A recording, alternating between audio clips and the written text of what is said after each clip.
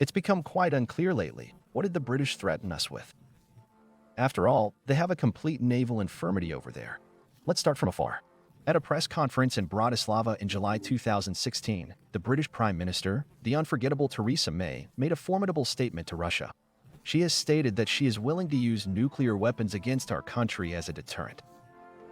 Probably before this, as a demonstration of the seriousness of their intentions, the British decided to practice and made a launch of an intercontinental ballistic warfare. Trident II missile from Virgin's nuclear-powered submarine somewhere off the U.S. coast near Florida. But the beautiful and menacing launch turned into a loud fart. Because the only thing British in that missile is the nuclear warhead, which fortunately was not there. The carrier rocket itself is an American development, adopted by the U.S. Navy in 1990.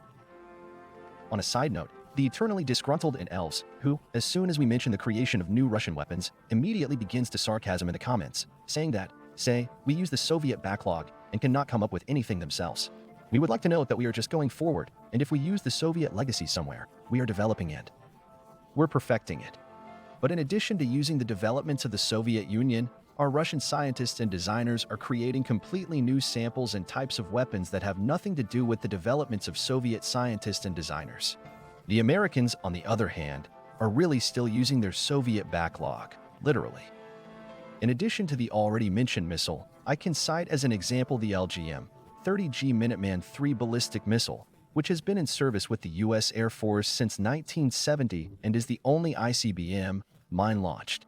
Whereas in Russia, after the collapse of the Soviet Union, first came the Topol-M silo-based missiles, then the Yars, and now the Sarmat and Avangard complex. Similarly, U.S. dependence on Soviet-era developments continues for some other weapons. By the way, their current scientists, designers, and engineers still can't get the U.S. into the league of countries with hypersonic missiles. We, on the other hand, have had them for a long time and have been using them for a long time. But we are not talking today about the backwardness of the United States in the creation of new weapons, but about England. So let's get back on topic. So, a missile fired from a British submarine in 2016 remembered where its homeland was, turned around and flew towards the U.S. After that, the self-destruct mechanism was triggered and her wreckage fell near the coast of Florida. And so, since the furry year of 2016, you can imagine Britain either fearing another failure or simply saving money on training launches of expensive American missiles, has not fired a single one of them. Although the prime ministers of that country still continued to threaten Russia with a nuclear fist from their island. As we previously covered in one of our videos, on January 30th they did decide to launch their second missile in 8 years from a nuclear submarine to hit a training target 4,000 miles away. But this launch turned out to be even more ridiculous than the last one. Because the missile flew out of the water, did a couple of 360-degree flips, as Lena Burbeck willed it to Putin, then spun another 180 and fell a few meters from the submarine from which it was launched, nearly destroying it. After all, the launch weight of the Trident II rocket is a whopping 58 tons. At the time of the launch, on board this submarine were British Defence Minister Grant Shapps, his deputy, James Cartridge, and Fleet Commander, Admiral Ben Key. Apparently, it was so unique to their fleet that they decided to publicize it, but almost paid for it with their lives. Military officials had to explain the reason for the failure to their citizens, and they did. The Americans were blamed for the failure because the British nuclear submarine had recently undergone a modernization, which lasted 7 years, and at the same time, during the launch of the missile, all its systems worked normally. But the American missile, as in 2016, failed again and could not even take off. This excuse might be accepted by British society, and indeed the world, if it weren't for one, but Britain being a member of the G7 and still in Britain still thinking it's a superpower, which of course is ridiculous. They have no sea-based intercontinental ballistic missiles of their own and have to rely on American junk, which probably just expired. And this launch was truly a demonstration of Britain's naval infirmity. Perhaps you will say that I am greatly exaggerating the colors and on one episode cannot judge the combat power of the fleet, especially since these missiles are still generally combat ready. The British will buy from the Americans new Tridents and everything will be fine. And I would agree that it's not. I would agree with you if it weren't for the second one.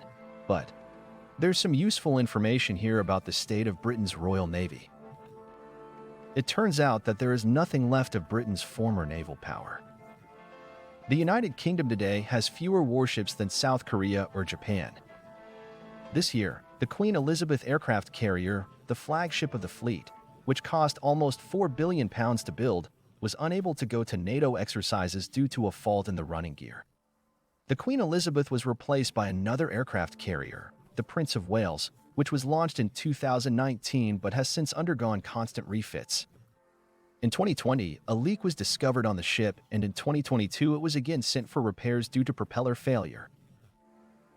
But that's not all of the British Navy's problems either. The main trouble is the shortage of personnel. In 2022, Royal Navy commanders admitted they were short of 7,000 sailors.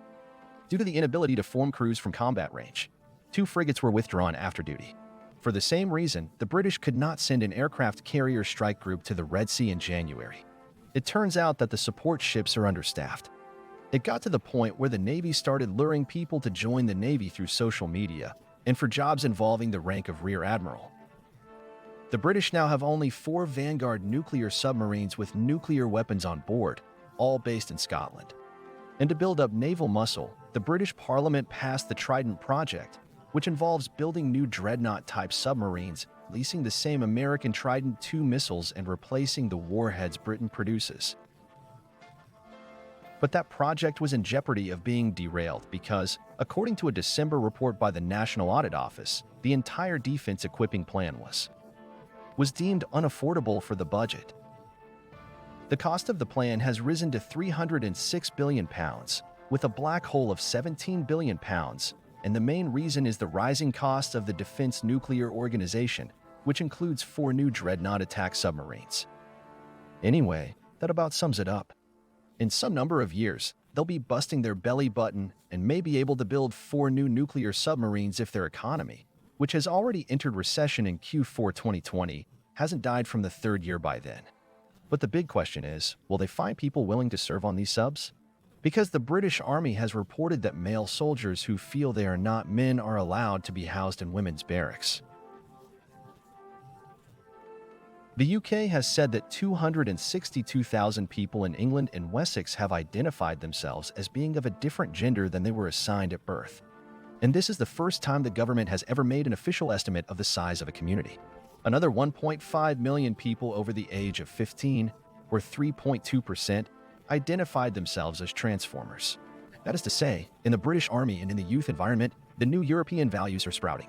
And all these young people are the ones who should soon be serving in the Army and Navy. But they're not going to serve. They don't have the same values. And now, looking at the state of the British Royal Navy and its nuclear component, I want to ask myself, what did those evil clowns threaten us with? Especially this one. It turns out they're just scaring us with their bare asses.